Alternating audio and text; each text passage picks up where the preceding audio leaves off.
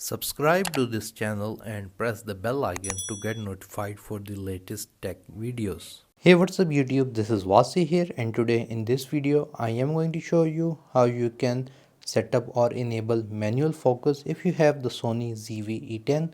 So let's begin the video.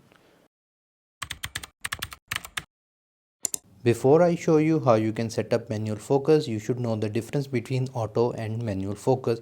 Currently it is set up in autofocus. So what autofocus do, if you place anything closer to the lens, it will automatically focus on it and the background will be blurred. But in manual focus it will not do that. You will manually adjust the focus point, so you may want it in different filming conditions. So there are two ways to set up manual focus on the Sony ZV-E10. First of all, if you click on the function button, you have this focus mode button right here. If you select it and go down, you have the manual focus right here. You can just simply select it. If you don't see the manual focus here, you can click on the menu button. From here, make sure you are in chapter 1, and we are going to go to most probably chapter 4 or page 4, and here we have focus mode. So from here we are going to select this one, and again we are going to select manual focus.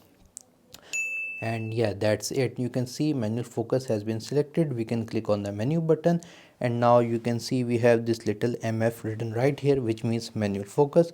So now if anything comes in front of the camera, it will not automatically focus it. In order to manually focus it, you have this ring on your most probably lens, so you can rotate it so that focus is set it up, and this is how you can do it. So yeah guys, this is how you can set up or use manual focus on the Sony ZV-E10.